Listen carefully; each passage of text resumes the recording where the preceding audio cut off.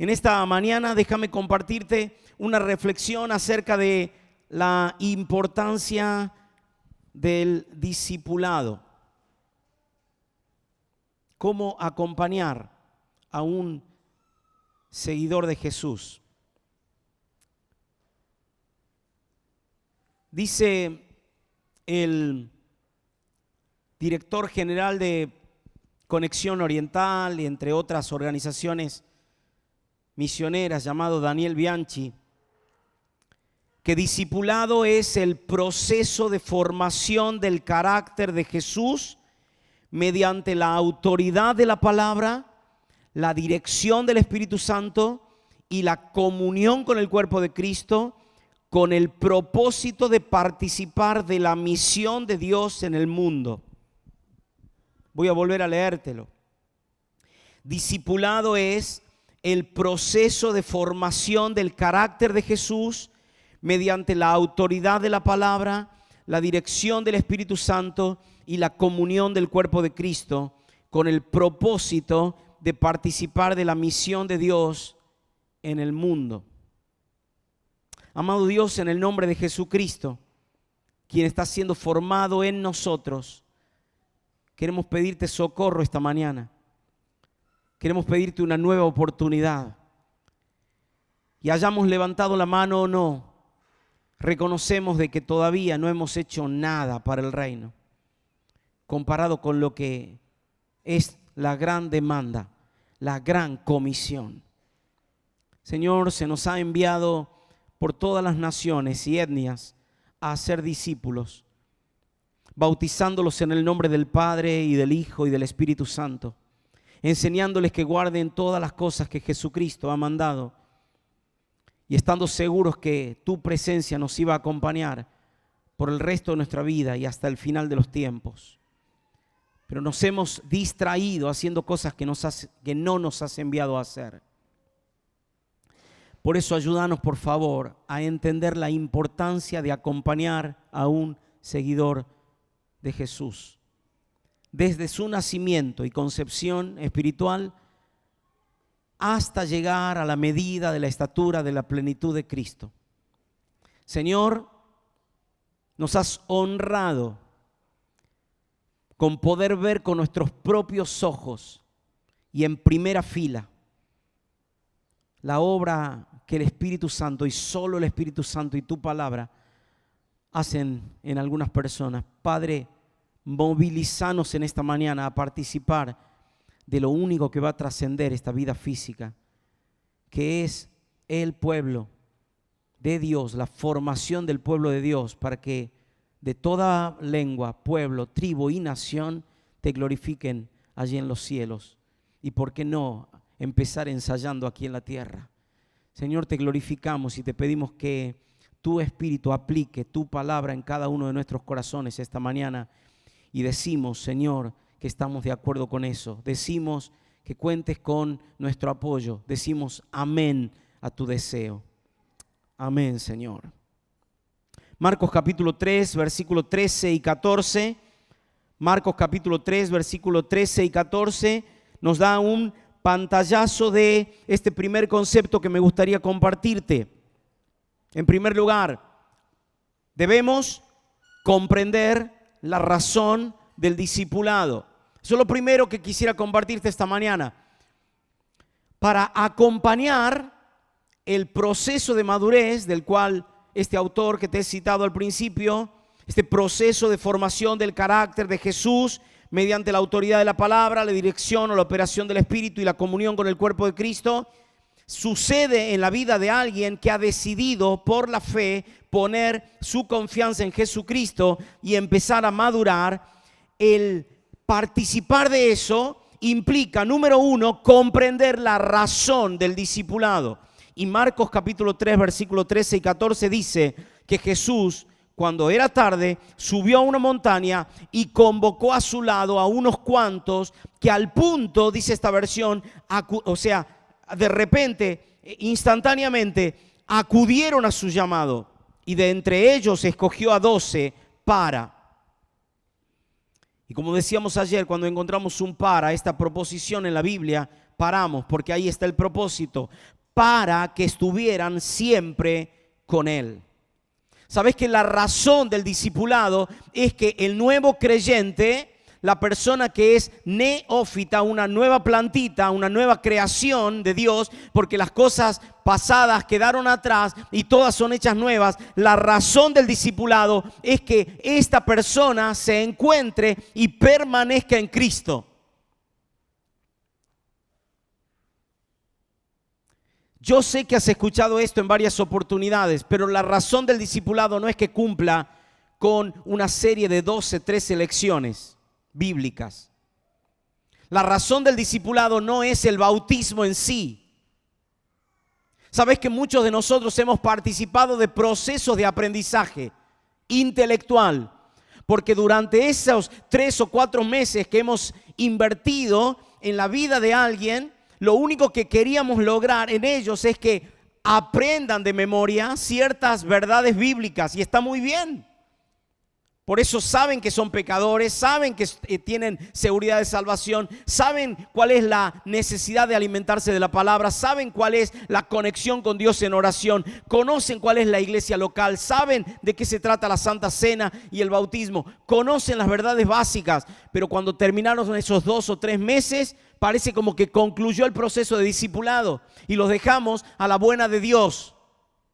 O lo que es peor, mírame aquí, a la mala del diablo. Porque hacemos abandono de persona. Y si alguien tuviese que denunciarnos porque hemos abandonado a ese recién nacido, hay recién nacidos aquí, hay niñitos pequeños aquí. Y cuando nosotros no tomamos en serio la razón del discipulado, entonces permitimos que ese niño que va haciendo sus primeros pasos tropiece y no hay quien lo levante. Por eso debemos hacerlos conectar con Dios. Jesús es muy enfático y dice que Él los llamó para que estuviesen con Él. Claro, el texto concluye diciendo: y para enviarlos a predicar, porque somos discípulos que hacen discípulos. Esto es un proceso de multiplicación. Pero lo importante aquí es comprender la razón del discipulado. Colosenses capítulo 1, versículo 27 al 29, dice el apóstol San Pablo: el secreto es. ¿Cuál es el secreto, Pablo? Contame la fórmula mágica, te la cuento, dice Pablo. El secreto es Cristo en ustedes. Esta versión dice así: el secreto es Cristo vive en ustedes. Esta es la razón del discipulado. Sabes que no va a haber cambio de vida, no va a haber el milagro del cual hablábamos ayer en la mañana, si Cristo no es el todo en la persona. Porque si Cristo no ocupa cada átomo del ser del nuevo creyente, lamentablemente en algún momento, al no descubrir la multiforme bendición de tener a Cristo en sí, esa persona va a estar como el hermano mayor en la casa de aquella parábola del padre amoroso del hijo pródigo. Siempre me está faltando un cabrito. Siempre me está faltando algo. Pero cuando Cristo es el todo del nuevo creyente, entonces ya la iglesia acompaña. Y solo eso. Aunque es esencial, no es el todo. Porque lo esencial es que Cristo vive en ustedes. Eso, dice Pablo, les da la seguridad de que participarán de su gloria. Por lo tanto, dice Pablo, hablamos a otros de Cristo, advertimos a todos y enseñamos a todos con toda sabiduría que Dios nos ha, o con toda la sabiduría que Dios nos ha dado. Escucha esto, qué clara que la tiene este discipulador, este evangelista nato, este que está encendido en llamas, diría un amigo mío. Queremos presentarles a Dios perfectos en su relación con Cristo. Es por eso que trabajo y lucho con tanto empeño, apoyado en el gran poder de Cristo que actúa dentro de mí. Es por eso que trabajo. Es por eso que entiendo que la razón del discipulado es que Cristo se haga el todo en la persona. Ahora, este apóstol Pablo le escribe a su discípulo personal o al discípulo de Cristo al que él estaba acompañando, llamado Timoteo, hijo espiritual, lo dice la misma Biblia, dice el texto bíblico, texto conocido por muchos que están en esta formación de vida de otros. Y dice el texto en 2 Timoteo 2:2, me has oído enseñar verdades que han sido confirmadas por muchos testigos confiables. Ahora es tu turno. Ahora enseña estas verdades a otros, pero que esas personas sean dignas de confianza y que estén capacitadas también para transmitirlas a otros. Ahora atención con esto, mi hermano. Si no arrancamos por el principio, vamos a hacer mala praxis. Y la mala praxis es que muchas veces en el proceso de crecimiento lo que enseñamos no tiene que ver con las verdades que Cristo ha dejado establecido. Mateo capítulo 28, versículo 20, enseñándoles las cosas que yo les he mandado, sino les enseñamos los puntos y comas de nuestra denominación. Los puntos y comas de nuestra iglesia local. Está muy bien enseñarles el ADN de cómo trabajamos, pero en principio debemos enseñar con claridad la palabra de Dios. Y la palabra de Dios es clara y dice entonces que el meollo de la cuestión, el eje del discipulado, comprender la razón del discipulado es que la persona esté en Cristo, viva a Cristo. Lo dice don Samuel Pérez Millos una y otra vez, la vida cristiana no es cantar de Cristo, es vivir a Cristo. Cristo en vosotros es la esperanza de gloria. Entonces, en primer lugar, para yo participar de este proceso de madurez que implica que una persona que está muerta en sus delitos y pecados se encuentra con aquel que da vida abundante y eterna, empieza a crecer, es, número uno, comprender la razón del discipulado. Pero en segundo lugar, atención con esto, porque muchos hemos levantado la mano y podrían tomar el micrófono y que hagamos terapia de grupo y contar cuáles han sido nuestras experiencias en eso, ¿verdad? En muchos casos ha sido frustración tras frustración, porque vemos que el muchacho o la chica, la hermana, no aprende, no quiere, no le cae la ficha de que hay cosas que debe abandonar y hay cosas que debe adquirir. El tema es que, en primer lugar, quizás necesitábamos recordar que debemos comprender la razón del discipulado, pero en segundo lugar debemos calcular los riesgos de invertir en otros. Debemos calcular los riesgos de invertir en otro. ¿Sabes qué dice la Biblia en Lucas capítulo 14? Que cuando vos tenés que edificar algo, sea una torre o tenés que planificar una guerra, lo primero que tenés que hacer, dice Jesús allí, es sentarte. La palabra sentarse allí no está puesta al azar. Significa tomar tiempo para la planificación. Significa pensar bien en lo que vas a hacer. Bueno, la parábola o la enseñanza de Jesús tiene que ver justamente con que si vos empezás a construir una torre y de repente te quedás sin materiales en el camino, la gente que sabe que lo estás haciendo va a mirarte con desdén, con desprecio, con burla y te va a decir, ¿ves? Arrancaste sin sentarte a calcular los costos.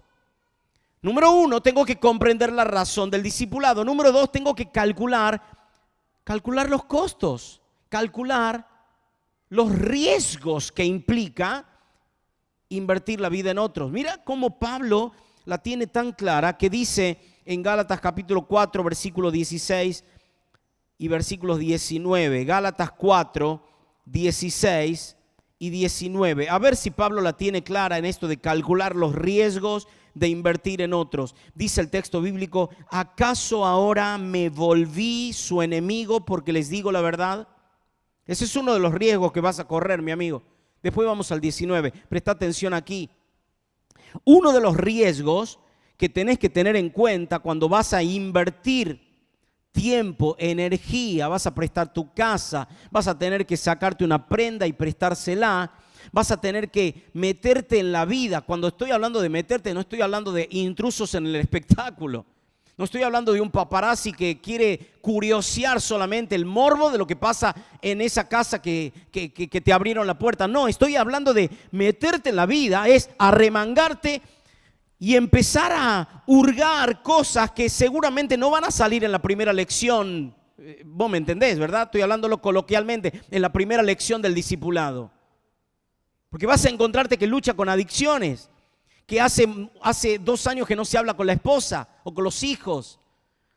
Entonces tenés que saber que cuando tengas que confrontarlo, no porque a vos se te ocurrió, sino porque la Biblia enseña ciertas cuestiones, la persona se va a ofender. Y te va a cerrar la puerta. Y te va a clavar el visto. Escucha bien. Y te va a bloquear. Y le vas a enviar mensajes y, parece que no le llegan. ¿Habrá cambiado el celu? No, te bloqueó. Porque está ofendido. Porque lo confrontaste. Porque como Jesús a Pedro le dijiste, Pedro, estás actuando como el mismo diablo. No estás poniendo la mente en las cosas de arriba, estás poniendo la mente en las cosas de la tierra. Perdóname, ¿esto no lo hablamos ya? Son duros de cerviz, cabeza dura, obsecuentes, obcecados, testarudos, personas que esto no lo vimos ya y seguís tropezando con la misma piedra y la persona se vuelve hostil a la palabra. Pero quédate tranquilo, está en proceso. Está en proceso. Porque si es una nueva plantita, si hay salud va a crecer. Dale tiempo.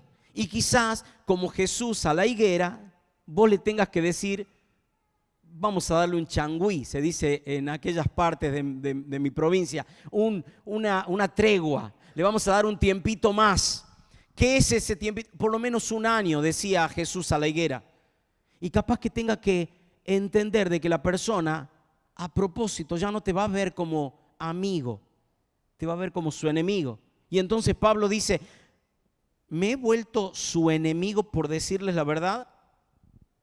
Ahora, te hago una pregunta, obviamente no para que respondas, pero ¿estás dispuesto a pagar el precio que significa que aquella persona que en algún momento te preparó la pizza, te invitó a tomar unos mates, hasta cocinó un asadito, así medio a su manera, o quizás te homenajeó con una gran comida, de repente te cierra las puertas y te clava el visto?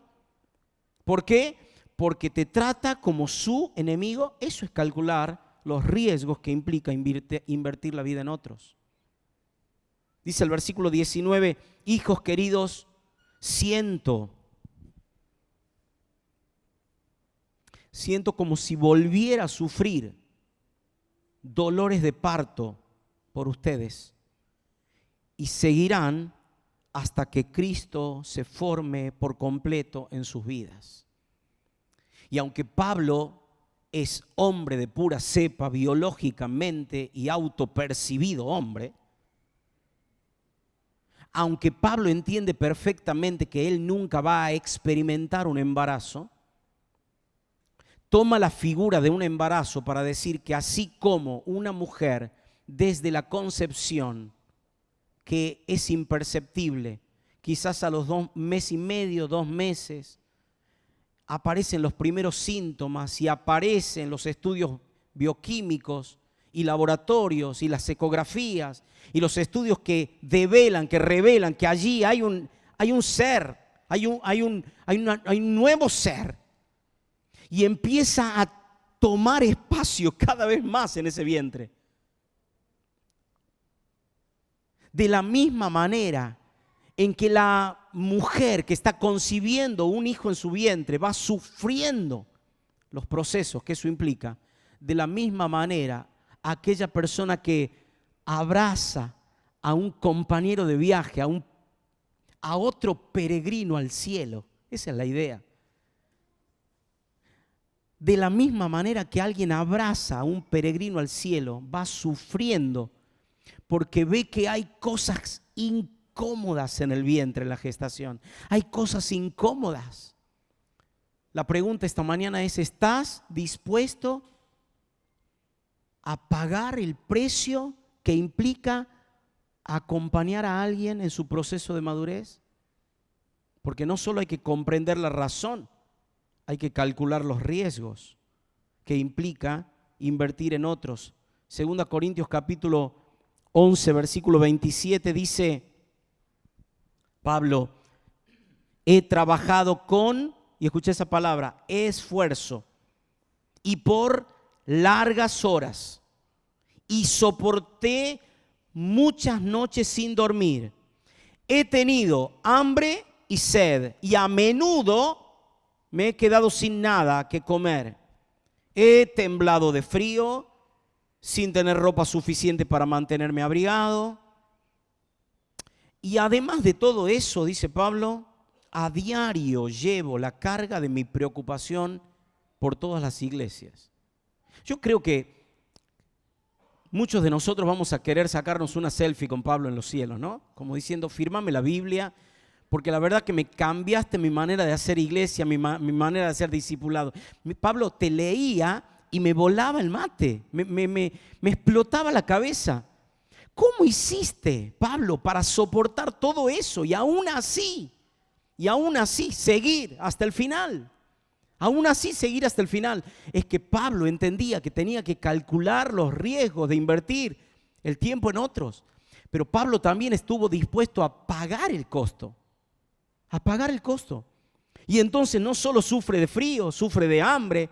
Y vos sabés muy bien, hay datos biográficos de su vida. Allí mismo, en el mismo capítulo, dice: yo he naufragado un par de veces, me descolgaron de una canasta, fui azotado, apedreado. Mira, si te la tengo que contar, solo por la gracia de Dios estoy en pie, dice Pablo. Ahora la pregunta para esta iglesia de Occidente, para nosotros, que a ver, amigos, con todo respeto lo voy a decir, no conozco tu historia personal, pero déjame decírtelo con mucho respeto, tan mal no la estamos pasando, comparado con lo que acabo de leerte. A no ser que venga alguien, me arrebate el micrófono y me diga, no, y cuente en primera persona. Si hay alguien, por favor, es más, doy el permiso. Si hay alguien que puede arrebatarme el micrófono y decir en primera persona, ¿no? He trabajado con esfuerzo y por largas horas, soporté muchas noches sin dormir, he tenido hambre y sed, a menudo me he quedado sin nada que comer, he temblado de frío, sin tener ropa suficiente para mantenerme abrigado, y además de todo eso, a diario llevo la carga de una preocupación por todas las iglesias, a diario. ¿Sabés qué hacemos nosotros los que trabajamos con los hados, con los con los niños, con los jóvenes? 2 horas a la semana. Y a eso le agregamos 1 horita más como para planificar la clase. Y aquellos que hemos levantado la mano y decir, sí, he estado discipulando a alguien, ¿cuánto te demandó? 2 horas en la semana, 3, un mensajito de texto. Y con eso no quiero que te golpees el pecho y agaches la cabeza, no quiero avergonzarte.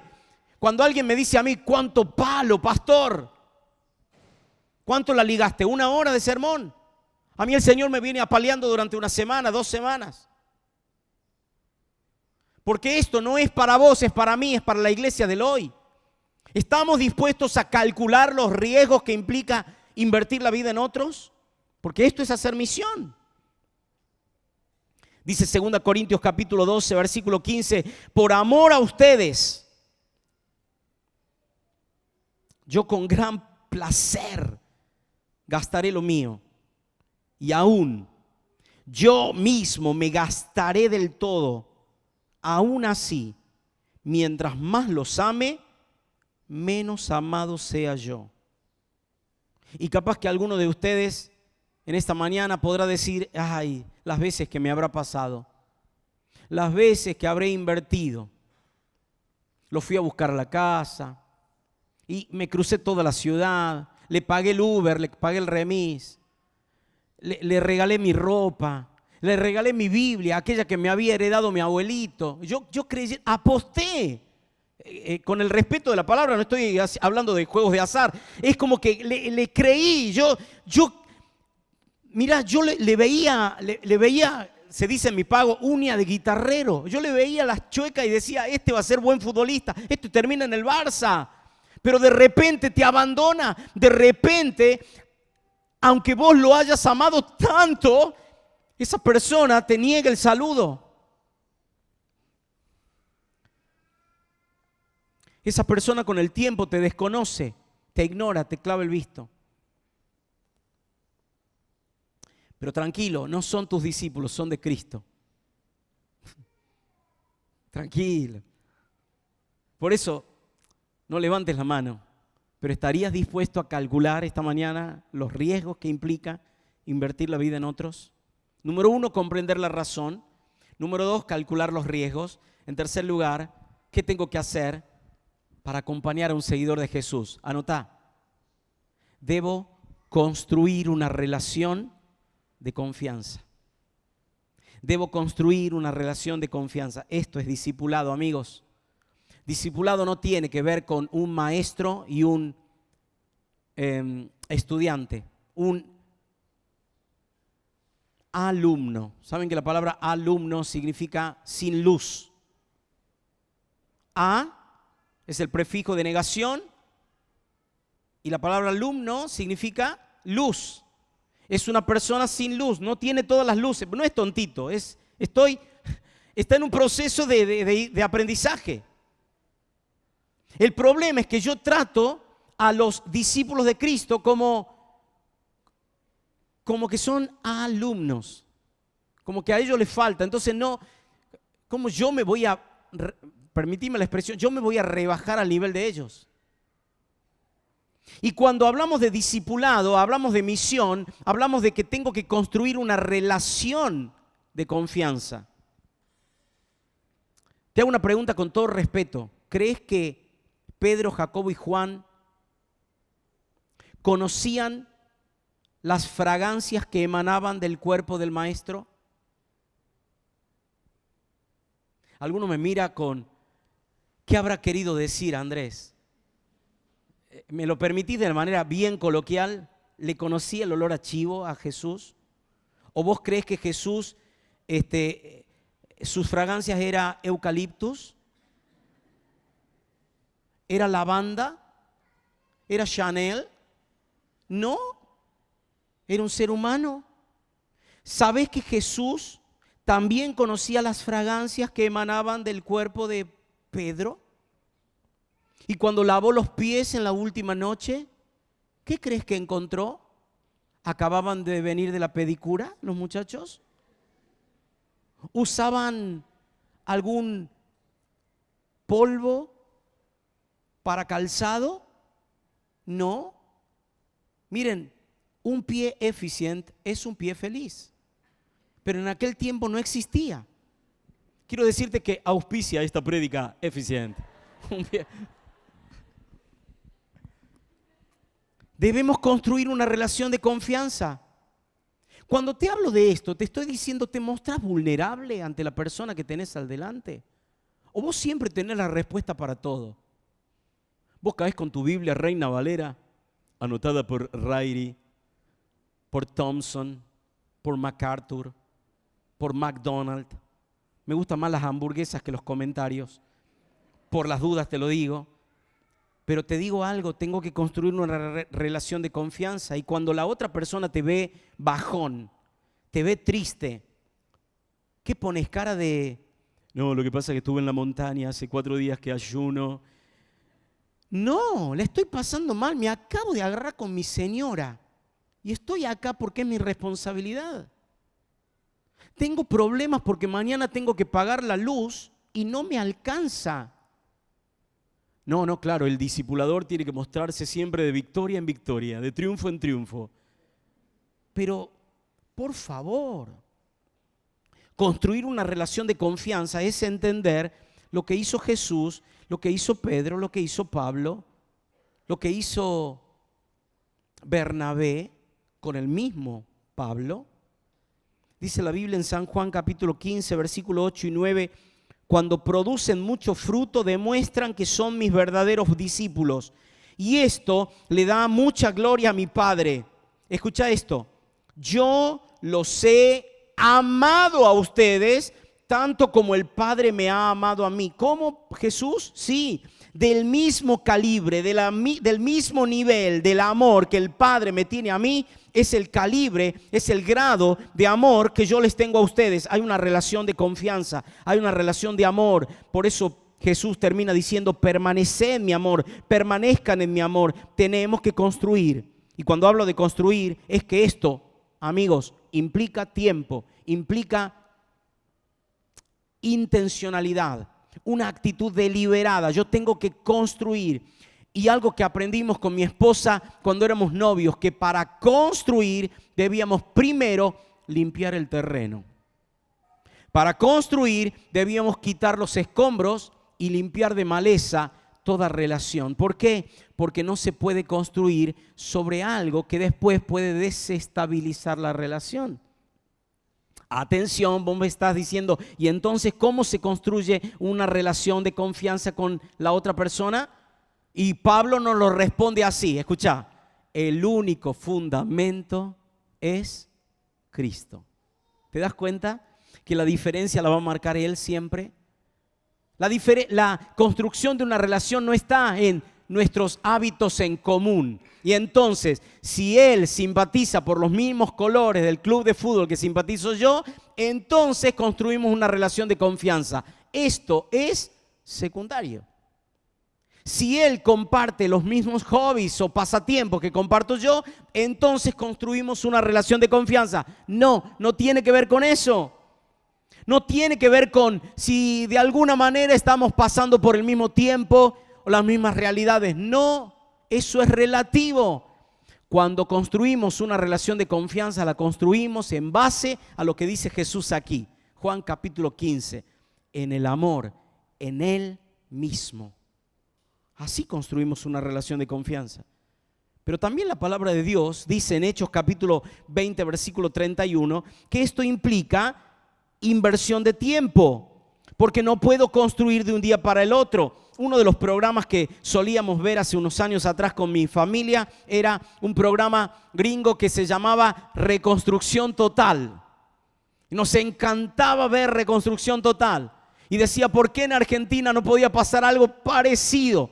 Y ser agraciados con la suerte de que Tai, que era el productor y el constructor, visite nuestra casa y aparezca allí y nos diga, se van una semana al Caribe y entonces en una semana, escucha esto, en una semana le construían una mansión. No se puede construir una relación así en una semana. Por eso Pablo en 20:31 de Hechos dice, recuerden los 3 años que pasé con ustedes. Y escucha esto, de día y de noche, mi constante oración y cuidado, así como mis muchas lágrimas por cada uno de ustedes. Claro, 3 años de día, de noche y por cada uno. Es decir, no había solamente una instrucción plenaria o general. No es, muchachos, nos juntamos los miércoles a las 20 horas. Había una relación personalizada con cada uno de ellos. Por lo tanto, Pablo puede llorar con lágrimas por cada uno de sus intereses, de sus luchas y aún de sus fracasos. 2 Corintios capítulo 7, versículos 3 y 4, también Pablo dice, yo les dije antes que ustedes están en nuestro corazón, que vivimos o morimos junto con ustedes. ¿Escuchaste esta expresión? Ahí hay una relación de confianza y de mucho respeto. Están en mi corazón, ocupan un lugar muy caro en mi corazón, pero además vivimos o morimos junto con ustedes. ¿Has escuchado la expresión con este a la guerra? Con este a la guerra. Que venga a enfrentarme el Manchester City, que venga a enfrentarme el Bayern Múnich, que venga a enfrentarme el glorioso Club Atlético Boca Juniors. Lo tenía que decir, perdón. Pero voy a enfrentarlo sabiendo que tengo con quién. Porque sea que viva o sea que muera, yo estoy con ustedes. Termina el texto diciendo, tienen toda mi confianza y estoy muy orgulloso de ustedes. Me han alentado en gran manera y me han hecho feliz a pesar de todas nuestras dificultades. Escucha esto, que es un detalle que si yo lo leo al pasar, queda ahí como que, ¿qué dijo? Dijo Pablo que Él ha abierto su corazón. Dice Pablo que Él los tiene en su corazón. Pero además dice Pablo que ellos tienen toda su confianza, que Él está orgulloso de ellos y que Pablo ha recibido aliento en gran manera y ha recibido la alegría aún en medio de las dificultades. ¿Sabes qué significa esto, amigo? Escucha bien, que hay reciprocidad en la relación. Porque seguramente te ha pasado, no levantes la mano por favor, pero te ha pasado de vos ser el único que da en la relación. Y vos das, y das, y das. Y entonces el tipo, la tipa, con todo el respeto lo digo, el fulano, la fulana, te mandan un mensajito con todos los dramas y te pone hasta ítems, ¿no? Y vos tenés que ir respondiendo uno detrás de otro. Y vos decís, ¿y cuándo me toca a mí? ¿Y quién me pastorea a mí? ¿Y quién me alienta a mí? Y entonces Pablo reconoce que la construcción de esa amistad, de esa relación, los llevó entonces a también alentarse mutuamente y a alegrarse el corazón mutuamente. Número uno, yo tengo que comprender la razón del discipulado. Número dos, tengo que calcular los riesgos. Y número tres, tengo que construir una relación. Pero estás conmigo, ¿verdad? Número 4, anota esto. Me quedan 10 minutos y quiero aprovecharlos. Tengo que comunicar con responsabilidad la palabra de Dios. Voy a hacer un par de referencias nada más porque hablábamos ayer de una predicación fiel y de una predicación clara. Pero es que Pablo también a Timoteo le dice, Timoteo, cuando vos tomes la responsabilidad de acompañar a alguien en el discipulado, tenés que esforzarte. Tenés que esforzarte. Escuchá, hermano, por favor, tenés que esforzarte. Te lo dice, mírame acá, te lo dice un santiagueño. ¿Vos entendés lo que te estoy diciendo? Un santiagueño te está diciendo a vos que tenés que esforzarte, pero no te lo estoy diciendo yo, lo dice Pablo, lo dice Dios. Esforzate por presentarte a Dios aprobado. Para ser un obrero aprobado te tenés que esforzar. Amigo, no podés levantarte a las 12 del mediodía. Amigo, no podés acostarte a las 4 de la mañana. Amigo, tenés que soltar las redes sociales por un instante y esforzarte en invertir en tu formación intelectual, en tu formación espiritual, en tu formación como obrero. ¿Por qué? Porque debo comunicar con responsabilidad la palabra de Dios. Y Pablo dice, tenés que esforzarte. ¿En qué? En presentarte a Dios aprobado. ¿Cómo qué? Como un obrero que no tiene que agachar la cabeza, que no se sonroja. Con un obrero que no tiene de qué avergonzarse y que usa. ¿Cómo la usa? ¿Cómo la usa?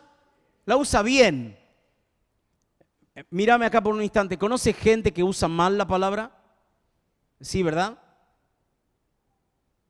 Esa gente que lamentablemente toma un texto fuera de contexto y con lo cual hace un pretexto para justificar una enseñanza equivocada para su propio beneficio. Entonces, el obrero aprobado tiene que esforzarse.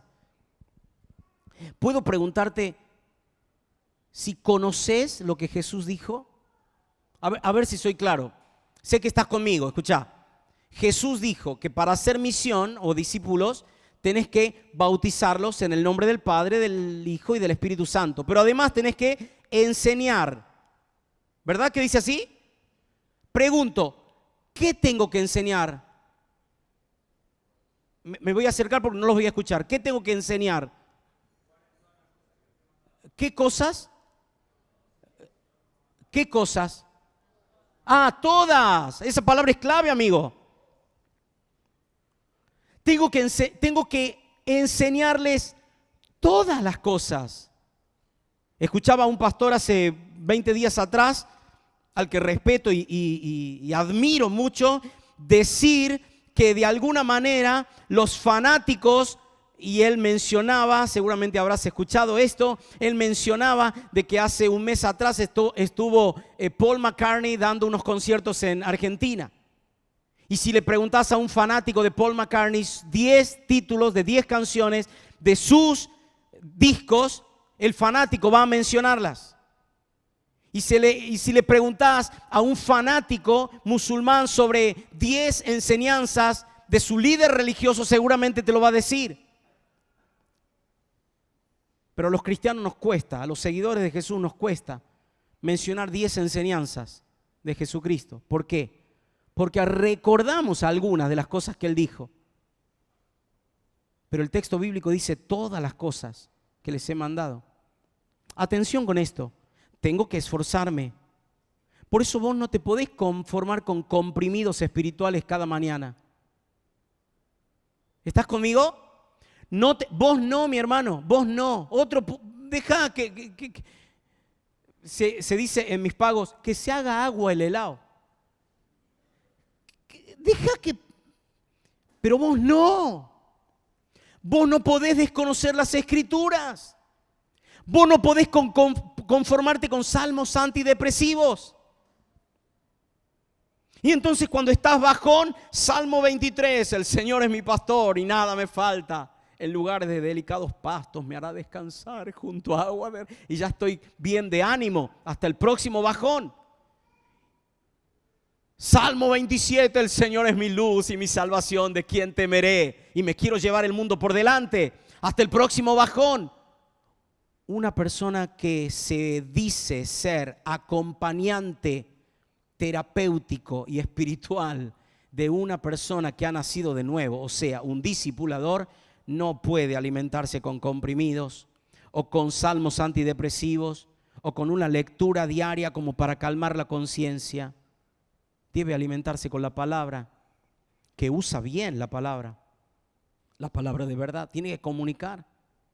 Y entonces, como alguien lo hizo conmigo, te pregunto a vos, ¿sabés exactamente qué dicen los 50 capítulos del Génesis, los 40 del Éxodo, los 36 del Número, los 27 del Levítico, los 34 del Deuteronomio, los 24 de Josué, los 23 de Jueces, los 36 capítulos de Primera Crónicas, o los 24 de Segunda Crónicas, o el capítulo de Abdías, o los 66 libros de Isaías, o capítulos de Isaías, o los 52 de Jeremías, o los 48 de Ezequiel?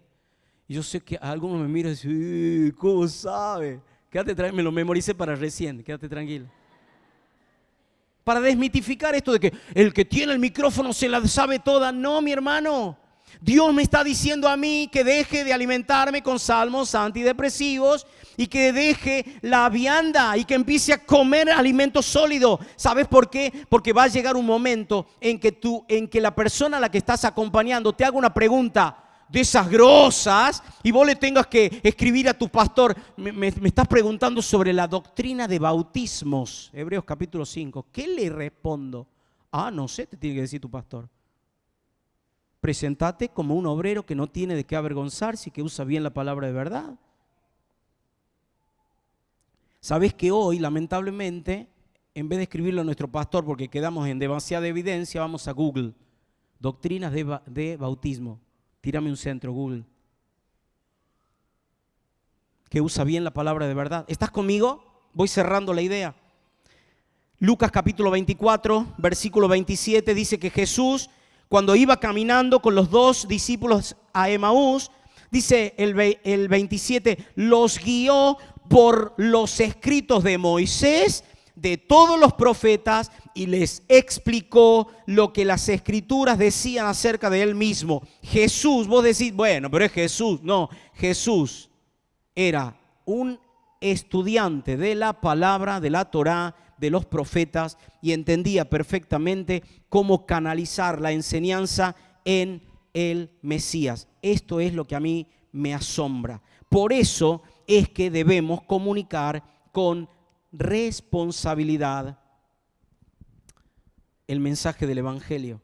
En último lugar, y agradezco un par de minutos de gracia que me puedas prestar, dice 2 Corintios capítulo 3, versículo 18. 2 Corintios 3, 18. Todos nosotros que con el rostro descubierto reflejamos como en un espejo la gloria del Señor, vamos siendo transformados en su misma imagen, cada vez más gloriosos, conforme obra en nosotros el Espíritu del Señor. Número 5, escucha bien.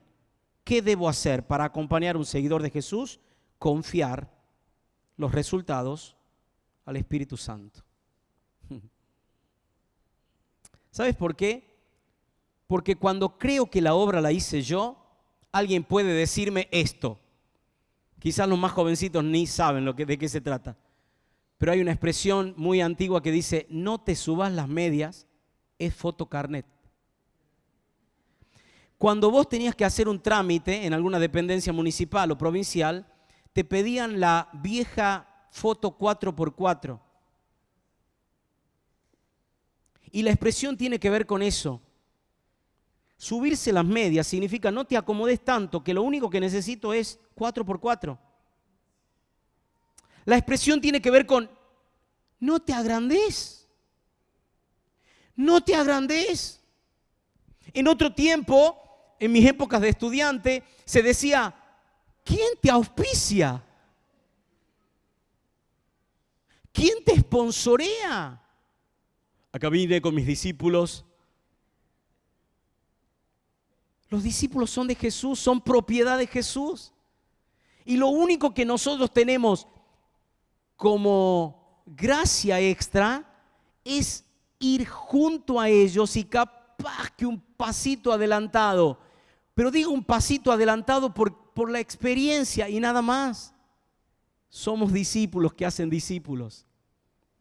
Y entonces debemos confiar los resultados al Espíritu Santo.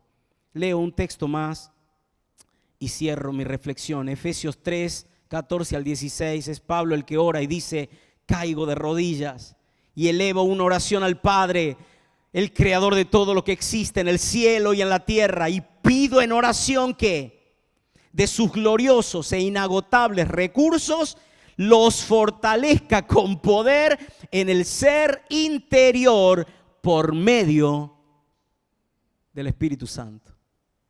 Es decir, que Pablo entendía perfectamente que no eran 12 o 13 lecciones de discipulado, ni 13 cartas como él escribió, y si le sumas hebreo capaz que también, y vos decís, no, el tipo es un intelectual. No, yo oro para que en vos se forme el carácter de Cristo por el poder y la operación única y sobrenatural del Espíritu Santo. ¿Puedo decirte algo, mi querido colega en el ministerio? Compañero de batallas, de 1000 batallas, confiemos los resultados al Espíritu Santo. Porque nadie a nosotros nos ha dado una credencial, no hemos hecho un trámite en alguna dependencia del Estado como para sacar la licencia para hacer crecer espiritualmente a alguien. No la tenemos. No somos de ninguna manera delegados del Espíritu Santo en la tierra. El único que opera una transformación espiritual desde la concepción espiritual, desde el nacimiento hasta la formación del carácter cristiano, y esto va a ser recién cuando estemos en gloria, es el Espíritu Santo. Y nosotros lo primero que tenemos que hacer es comprender la razón del discipulado. En segundo lugar, calcular, ¿qué cosa? Los riesgos que implica invertir en otros. En tercer lugar, debemos construir una relación de confianza y también de respeto. Y en cuarto lugar, debo comunicar ¿con qué? Con responsabilidad el mensaje del Evangelio y la palabra. Y en quinto lugar, confiar en que los resultados dependen del Espíritu Santo. Amén, mis hermanos. Amén, mis hermanos. Gracias al único que gritó. Amén, amén. Señor de los cielos, movilizanos a ocupar la vida que nos queda en este cuerpo en lo único que va a trascender nuestra experiencia física, que es que el reino de los cielos se exprese en una vida transformada. Señor, si nos das la gracia de poder estar cerca de alguien que necesita conocerte, necesita crecer, necesita que el carácter de Cristo se forme en él, por favor, danos no solo un corazón como el de Cristo, sino también la valentía de que cuando las cosas se pongan difíciles podamos mantenernos en pie, aferrados a la fuente inagotable de energía que es tu palabra y el Espíritu Santo. Te lo decimos invocando a Jesucristo nuestro Señor. Amén y amén. Muchísimas gracias, amigos.